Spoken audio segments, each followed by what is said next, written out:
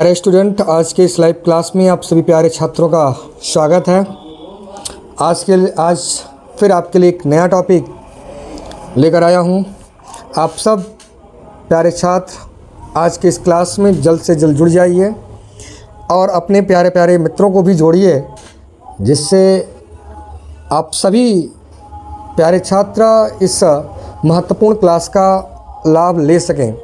तो आपके जो भी खास मित्र हों, जो भी क्लास के फ्रेंड्स हों, उन सब के पास ये वीडियो शेयर करिए और आप लोग जल्द से जल्द इसमें जोड़िए।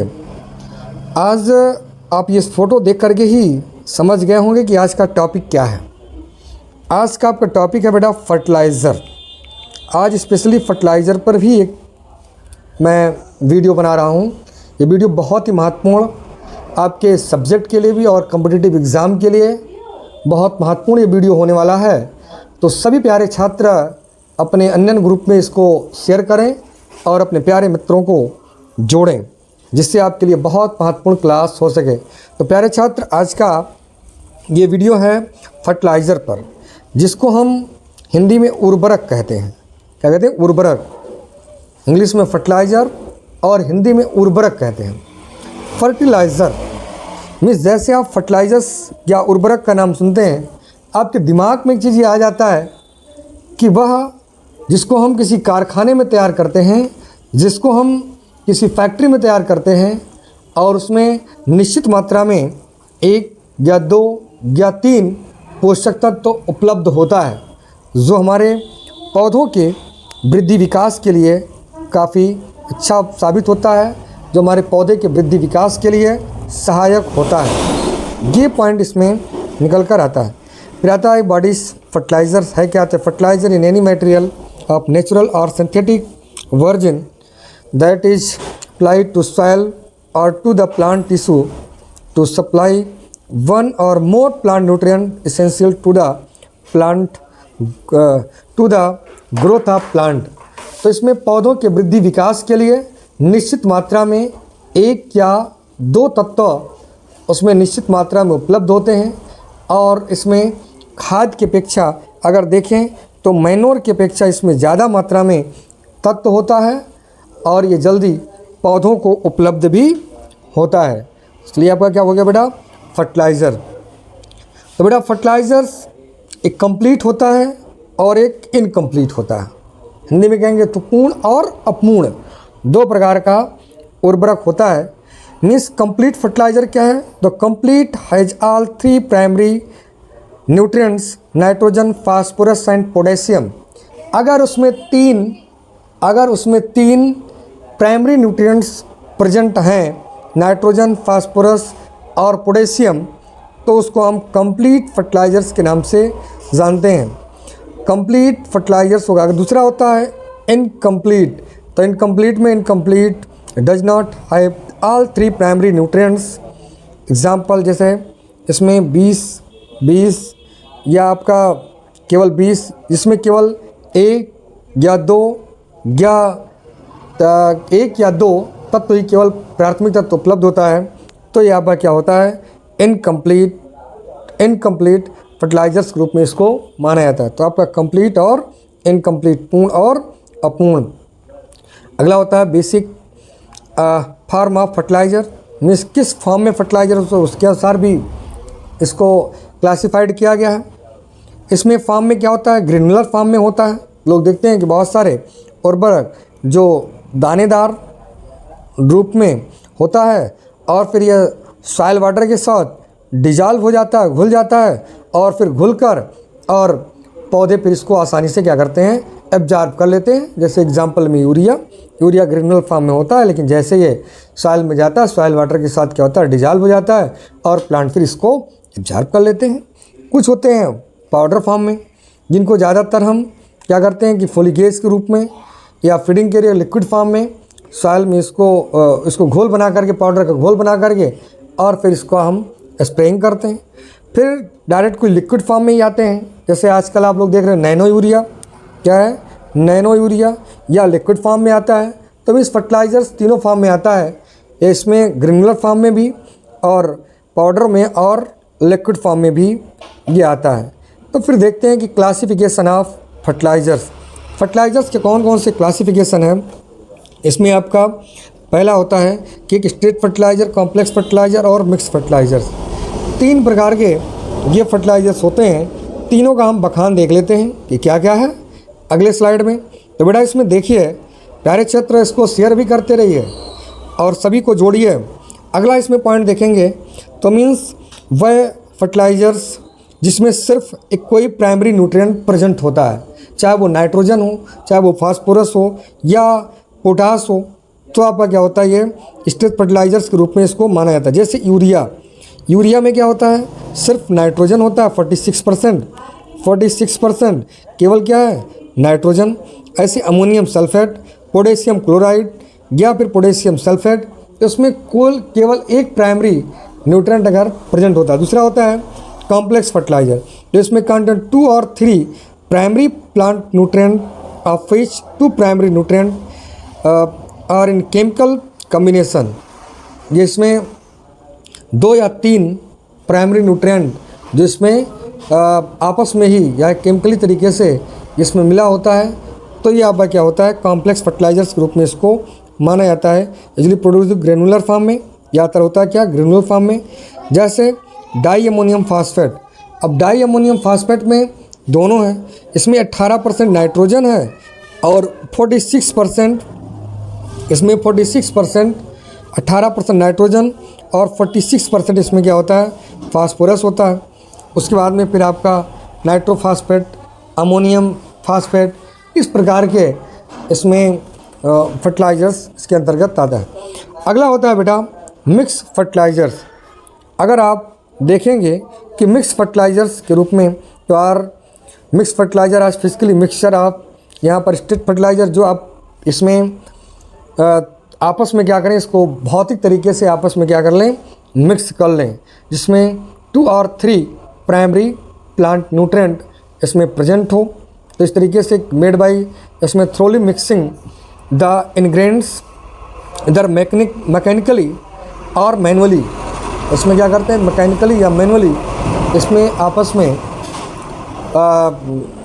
दोनों फर्टिलाइज़र्स को आपस में मिक्स कर लेते हैं। तो यहाँ पर क्या होता है, मिक्स फर्टिलाइज़र्स के रूप में इसको माना जाता है। अगला क्लासिफिकेशन अगर आप देखें बेटा, तो अगला क्लासिफिकेशन है कि बेस्ड ऑन यहाँ पर के concentration of primary plant nutrients, nitrogen, phosphorus, potash in fertilisers. इसमें अगर देखें तो लो एनालिसिस फर्टिलाइज़र्स, इसमें अगर आप देखेंगे तो इसमें फर्टिलाइज़र्स जिसमें प्राइमरी न्यूट्रिएंट्स की मात्रा बहुत कम हो। क्या होता है, जिसमें प्राइमरी न्यूट्रिएंट की मात्रा बहुत कम हो, जैसे एसएसपी में सिंगल सुपरफास्फेट में सिर्फ 16% ही फास्फोरस होता है। कितना होता है, 16% फास्फोरस होता है। जैसे सोडियम नाइट्रेट, क्या होता है, सोडियम नाइट्रेट में सिर्फ 16% इसमें नाइट्रोजन होता है। अगला होता है हाई एनालिसिस फर्टिलाइज़र्स, जिसमें आप देखें total content of primary fertilisers इसमें अबव 25%, इसमें प्राइमरी न्यूट्रिएंट 25% से क्या होता है, ज़्यादा होता है। जैसे यूरिया में 46% नाइट्रोजन होता है। एनहाइड्रस अमोनिया, इसमें 82% नाइट्रोजन होता है। अमोनियम फास्फेट जिसमें 20% नाइट्रोजन और 20+% इसमें क्या होता है, फास्फोरस होता है, वो इसमें आता है। अगला आप देखें तो क्लासिफिकेशन बेस्ड ऑन उसमें फिजिकल फॉर्म, तो इसमें सॉलिड और लिक्विड दोनों फॉर्म में आते हैं। सॉलिड में जैसे आपका मीन्स ग्रेनुलर फॉर्म में अगर देखेंगे तो इसमें यूरिया, डाई अमोनियम फास्फेट, उसके बाद में सुपर फास्फेट, फिर इसमें यूरिया, ये सब।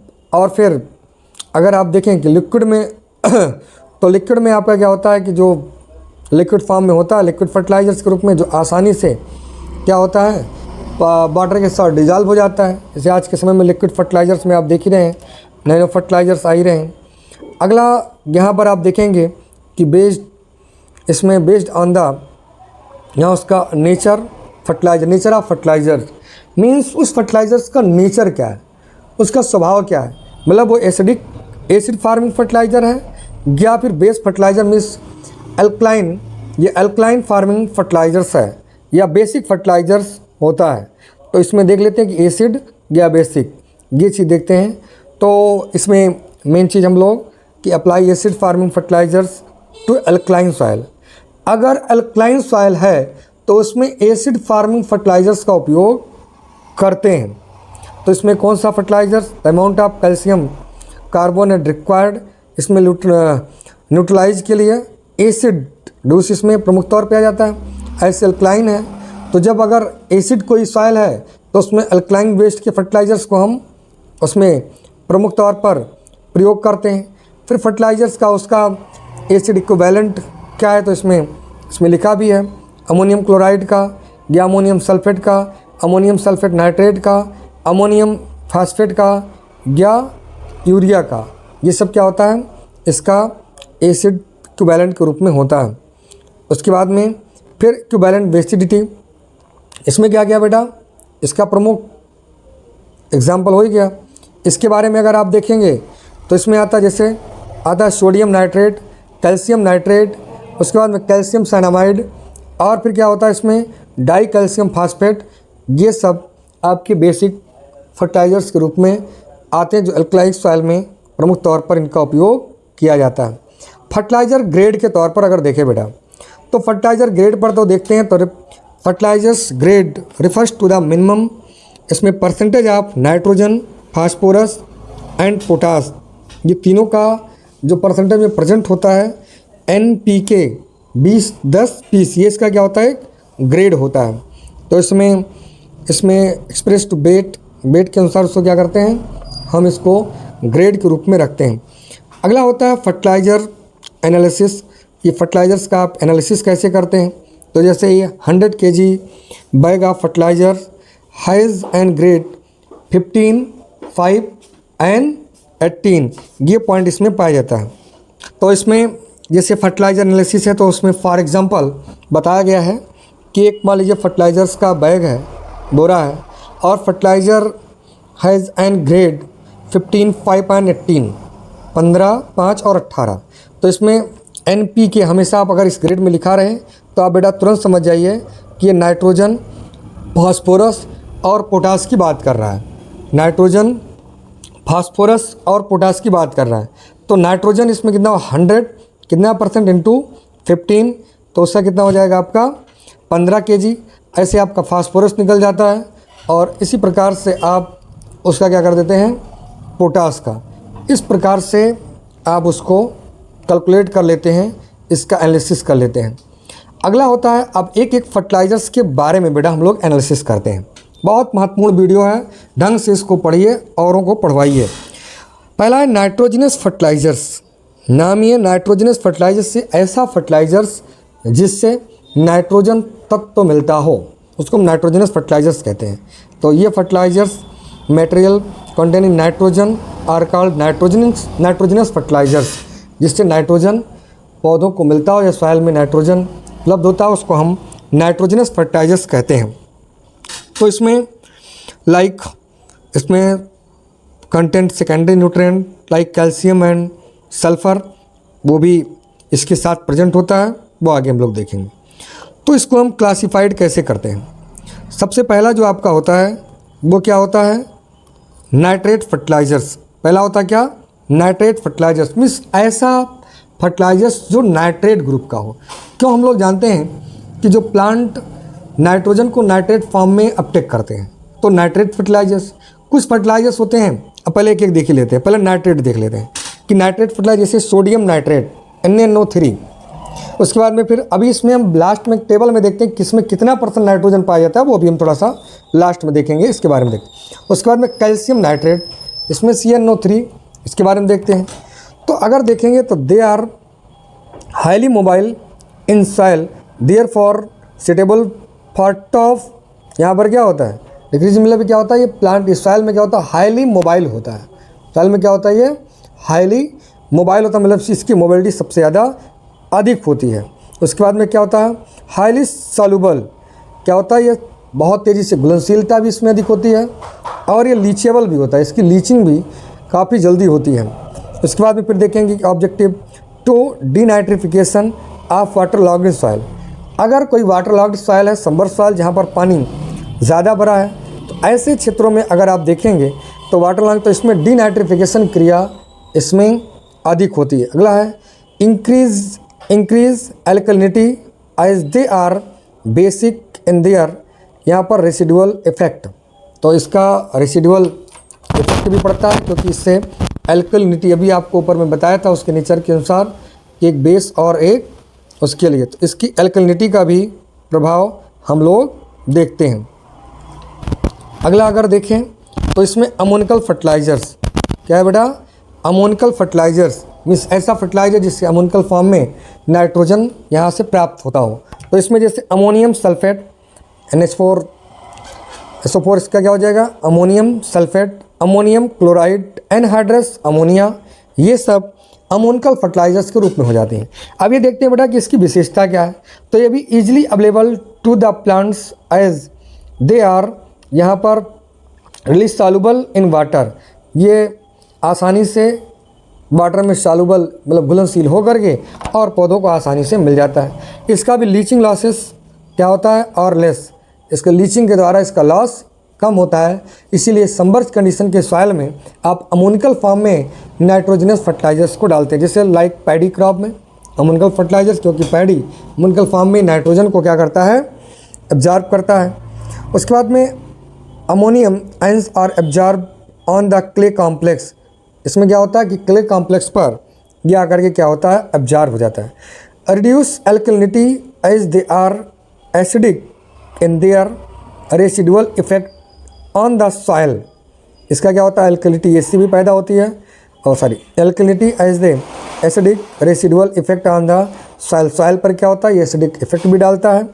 इस प्रकार से submerged soil well suitable to submerged soil, submerged soil के लिए क्या होता है, ये काफ़ी सुटेबल होता है, ये इसके लिए क्या होता है, अच्छा माना जाता है। अगला देखिए बेटा, एक ऐसा फर्टिलाइजर्स कि जिसमें नाइट्रेट फॉर्म में भी प्रेजेंट है और अमोनिकल फॉर्म में भी नाइट्रोजन उपस्थित है। इसमें जैसे अमोनियम नाइट्रेट या फिर कैल्शियम अमोनियम नाइट्रेट, इसी को कैन खाद या बेटा इसी को हम किसान खाद के नाम से जानते हैं, इसको कैन खाद या किसान खाद के नाम से जानते हैं। ये भी easily available to the plant as they, और यहाँ पर रिलीज सॉल्युबल इन वाटर, ये काफ़ी तेज़ी से सॉल्युबल हो जाता है वाटर के और इजीली प्लांट को ये अवेलेबल भी हो जाता है। लीचिंग लॉसेस आर लेस, इसमें लीचिंग के द्वारा भी लॉस क्या होता है, कमी होता है। रिड्यूस्ड एल्कलिनिटी, एल्कलिनिटी को क्या करता है, ये रिड्यूस करने का काम करता है।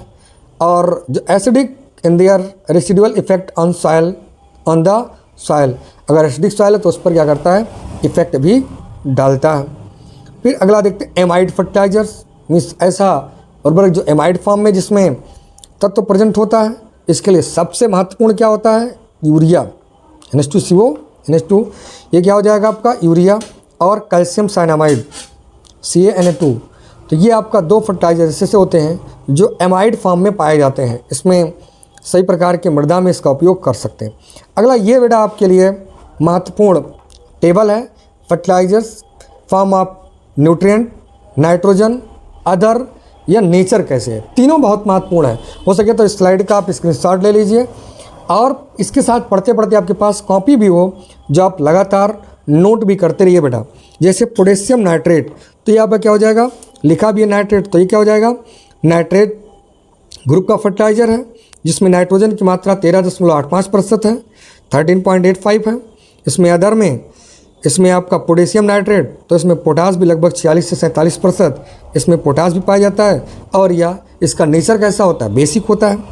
ऐसे आपका कैल्शियम नाइट्रेट, इस भी नाइट्रेट फॉर्म में होता है, 15.5% इसमें नाइट्रोजन है, कैल्शियम भी है, तो कैल्शियम 19.4% इसमें कैल्शियम है, और यह भी बेसिक नेचर का है।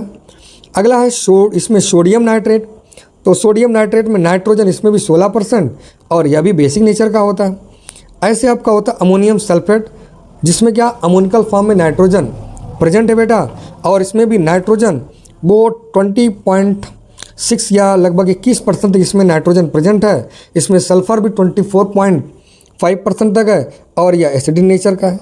ऐसे आपका है अमोनियम क्लोराइड, जिसमें अमोनिकल फॉर्म में है, इसमें से लगभग 25 से 26% तक नाइट्रोजन, और इसमें क्लोरीन की मात्रा लगभग 66%, तो ये भी एसिडिक नेचर का है।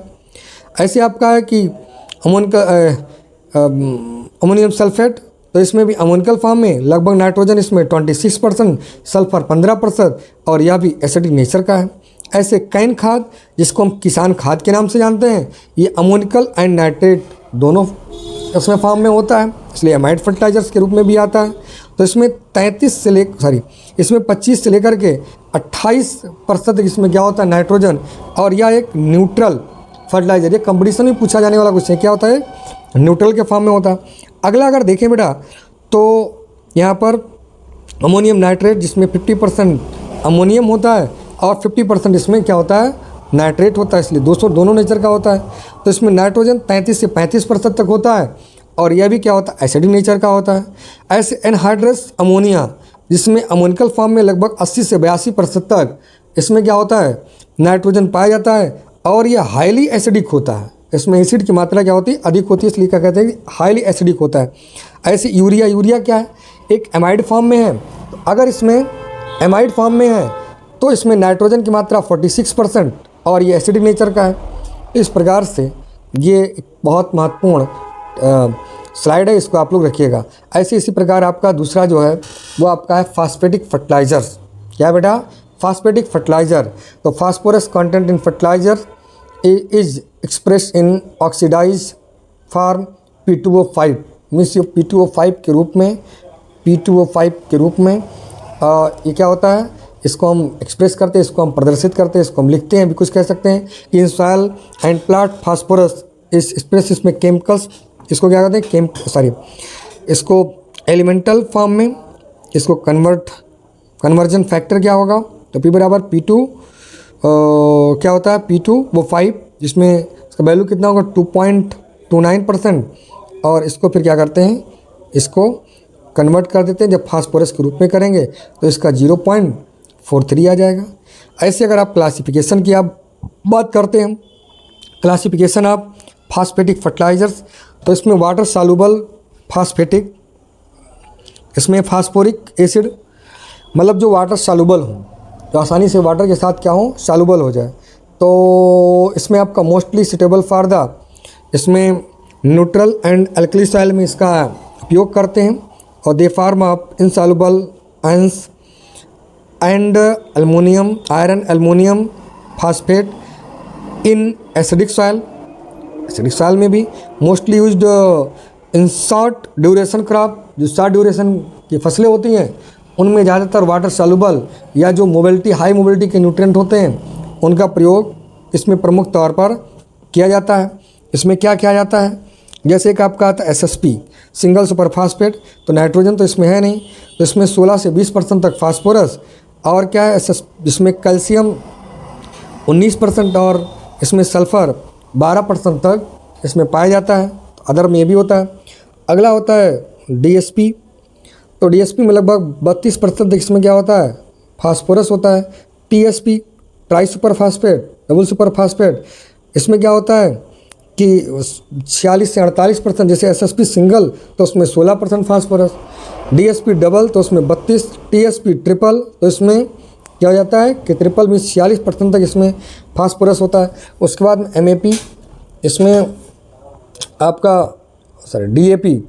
DAP होगा, तो इसमें आप देखेंगे तो 18% क्या होता है नाइट्रोजन और 46% क्या होता है फास्फोरस, ये पाया जाता है। अगला है कि क्लासिफिकेशन फास्फेटिक फर्टिलाइजर्स, इसमें क्या होता है कि citrate acidic soluble phosphoric acid, इसमें दे आर बेसिक, यहाँ पर इन देखें reaction in suitable for the acidic soil. अगर कोई एसिडिक सॉइल है मीन्स अम्लीय मृदा है तो उसके लिए क्या होता है ये बिल्कुल सुटेबल होता है, उसमें इसका प्रयोग कर सकते हैं। Mostly suitable for long duration crop, जो लॉन्ग ड्यूरेशन की फसलें, जो ज़्यादा अवधि की फसलें हैं, जैसे शुगर केन है या फिर आपका टी है, कॉफ़ी है या लो लैंड राइस है, इन सब में इनका ज़्यादातर प्रयोग किया जाता है। इसमें आपका जैसे DCP जिसमें डाई कैल्शियम फास्फेट आ जाता है, जिसमें 33 से 39% तक फास्फोरस होता है। बेसिक सलग ये भी पूछा जाता है बहुत, इसमें भी 14 से 18% तक इसमें फास्फोरस पाया जाता है। ऐसे आपका होता है कि जो साइट्रिक इसमें साइट्रेट फॉर्म में भी हो और इसमें वाटर इंसॉल्युबल इसमें होता है, तो mostly suitable for the strong acidic soil या ऑर्गेनिक सॉइल। अगर इस प्रकार की मृदा है तो उसमें इसका उपयोग करेंगे। सूटेबल फॉर द प्लांटेशन जैसे टी, कॉफ़ी, रबर, कोकोआ, इसे जो कोकोनट इस प्रकार की फसलें हैं उनमें इसका ज़्यादातर प्रयोग करते हैं। जैसे रॉक फास्फेट, इसमें 20 से 40% तक फास्फोरस पाया जाता है। आप रॉ बोन मील जो हड्डी का चूर्ण, इसमें भी लगभग 2 से 2.5% तक फास्फोरस पाया जाता है। इस प्रकार से यहाँ पर बोन मील जिसमें 22% तक पाया जाता है। अगला आपका बेटा आता है पोटेशिक फर्टिलाइजर्स। तो बेटा लगातार आप वीडियो को पूछने लगातार देखते रहिए।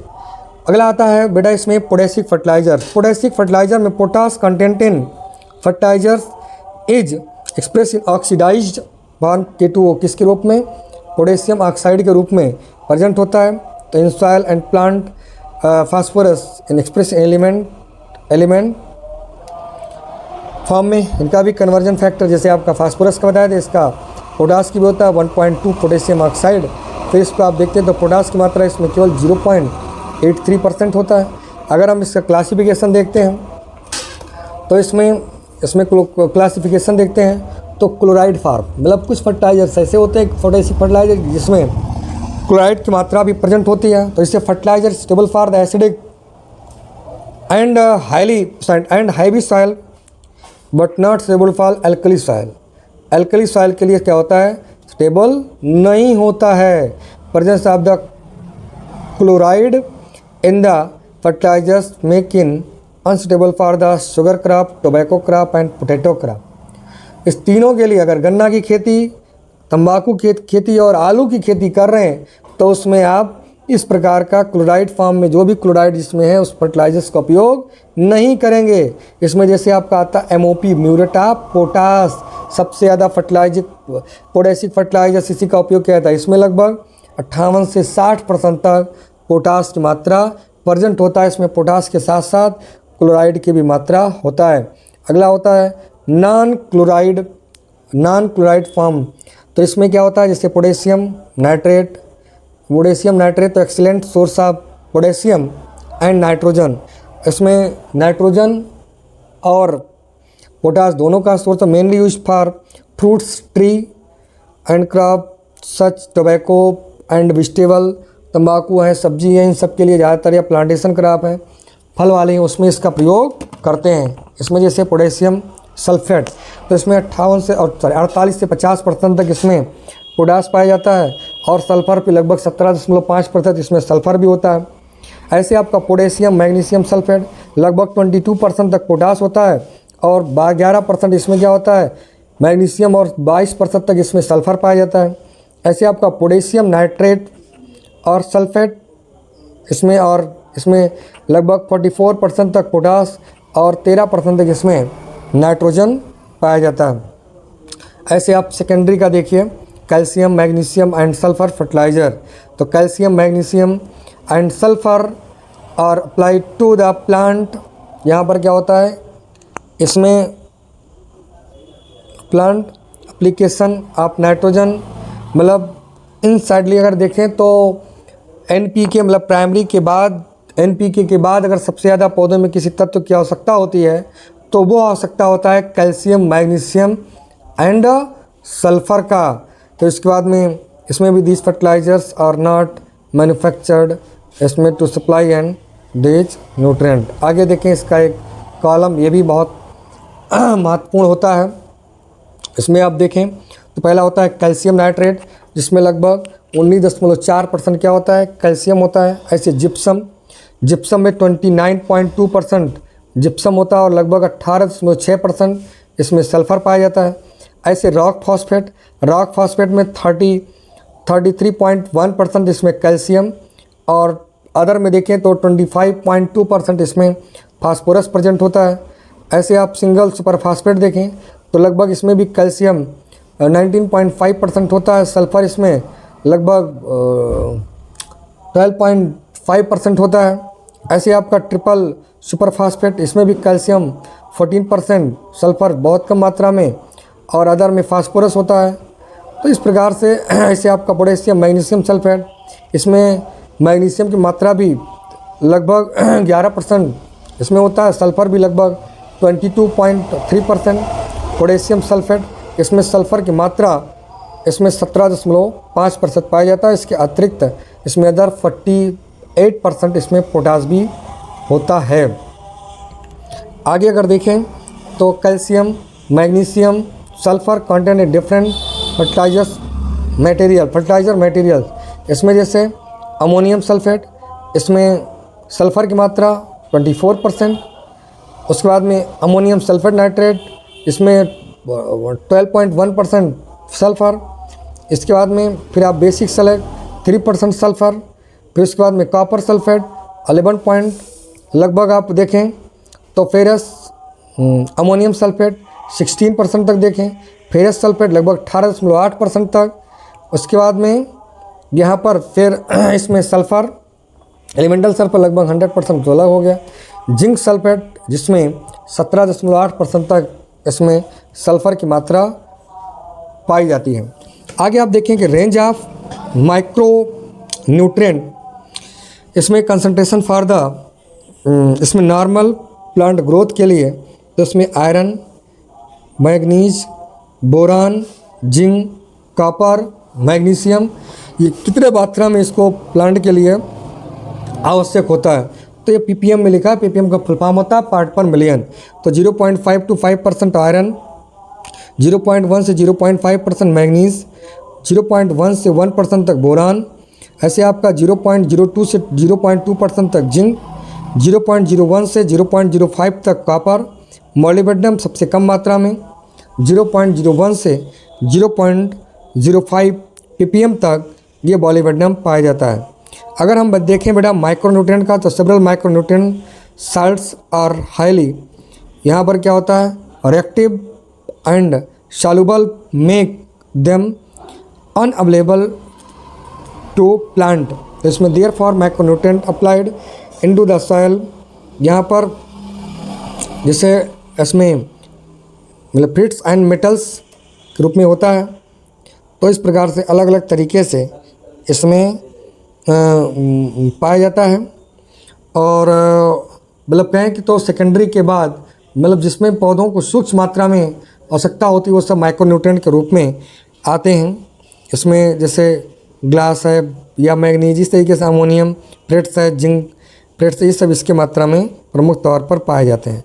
माइक्रोन्यूट्रिएंट्स में जैसे मेटालिक एलिमेंट्स, इसमें आपके जो अवेलेबल इसमें जो खनिज के रूप में, मेटल्स के रूप में जो प्रमुख तौर पर मिल जाते हैं, या ऑर्गेनिक कंपाउंड के रूप में जैसे EDTA, तो EDTA इथाइलिन, यहाँ पर डाइअमीन टेट्रा एसिडिक एसिड इस फॉर्म में भी, और दूसरा होता है DTPA, तो इसमें आपका डाइथाइलिन टेट्रामाइन पेंटा एसिडिक एसिड इस फॉर्म में भी मिलता है। जैसे इसमें आयरन, कॉपर, जिंक, मैग्नीज, ये सब इसमें प्रमुख तौर पर मिलता है।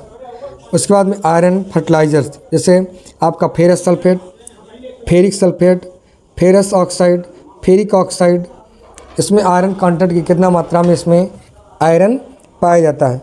ऐसे फेरस अमोनियम सब phosphate, ferrous ammonium sulphate, iron ammonium, इसमें आपका पॉलीफॉस्फेट, फिर आयरन, इसमें आयरन सिलिकेट्स, आयरन, तो इस तरीके से आयरन के अलग अलग पॉइंट पाए जाते हैं कि जिसमें अब दोनों तरीके से फेरस और फेरिक, अगर ऑक्सीडाइज जोन है, अगर वहाँ पर ऑक्सीडाइज जोन है तो फेरिक के रूप में, अगर रिड्यूस जोन है तो फेरस के रूप में जॉब करता है। अगला सोर्स क्या होता है, जैसे मैग्नीशियम सल्फेट, तो इसमें मैग्नीज की मात्रा 26%। ऐसे अगर इसमें देखें, ऐसे मैग्नीज ऑक्साइड 63%, मैग्नीज उसके बाद में मैग्नेस ऑक्साइड 41% मैग्नीज, उसके बाद में फिर मैग्नीज इसमें स्लेट में इसमें 20%, तो इस प्रकार से 12% पाया जाता है। ऐसे जिंक के लिए भी तो zinc sulphate is the most commonly used in zinc fertilisers. तो इसमें लगभग 30 से 50 kg पर हेक्टेयर के दर से इसका उपयोग किया जाता है। तो सोर्स जिंक सल्फेट मोनोहाइड्रेट अगर है तो उसमें कुल मिलाकर 35% जिंक पाया जाता है। जिंक सल्फेट हेप्टाहाइड्रेट लगभग 23% तक, बेसिक जिंक सल्फेट 55% तक, जिंक ऑक्साइड 78% तक, जिंक सल्फेट 67% तक, जिंक फास्फेट 51 तक, जिंक इसमें आपका क्लेट इसमें 14%। इस प्रकार से इसे बोरान के फर्टिलाइजर्स हैं। जो borax in the most commonly use boron fertilisers, borax जो है जो सबसे महत्वपूर्ण फर्टिलाइजर्स है बोरान की उपलब्धता के लिए। यहाँ पर because of its highly solubility in water, water में ज़्यादा सॉल्बिलिटी होती है बोरोसिलिकेट ग्लास के रूप में। तो इसमें भी अगर आप देखें तो बोरेक्स में बोरान 11% बहुत पूछा जाता है। सोडियम इसमें आपका पेंटाबोरेट 18%, सोडियम टेट्राबोरेट 14% और उसके बाद में बोरिक एसिड 17%, उसके बाद में फिर आपका सल्फर मिस 20%। ये सब आपका अलग अलग फॉर्म में पाया जाता है। ऐसे copper both for soil and फोलियर application, मतलब इसका आप फोलियर में भी कर सकते हैं और इसका उपयोग आप सॉइल में भी कर सकते हैं। Both for soil and फोलियर application, चाहे वो कॉपर सल्फेट हो, चाहे वो कॉपर अमोनियम सल्फेट हो, चाहे वो आपका स्लेट्स हो। तो इस तरीके से इसमें कॉपर की मात्रा 21% और 30% के रूप में इसमें पाया जाता है। ऐसे अब क्या होता है मॉलिबेडनम। मॉलिबेडनम तो मॉलिबेडनम फर्टिलाइजर्स आर अमोनियम मॉलिबेडेट के रूप में, सोडियम मॉलिबेडेट के रूप में, उसके बाद में मॉलिबेडेट के फॉर्म में, या fertilisers can be mixed with nitrogen phosphorus and potash fertilisers and applied to the soil. It is also applied as foliar application या फोलियर स्प्रे। ज़्यादातर फोलियर स्प्रे के रूप में इसका उपयोग किया जाता है। आज का क्लास, आज की सभा यही स्थगित की जाती है। आप सभी प्यारे छात्रों से अनुरोध, अगर आपको वीडियो अच्छे से पसंद आया हो तो आप सभी प्यारे छात्रों तक इसको ज़रूर भेजिए। बहुत महत्वपूर्ण क्लास है। धन्यवाद।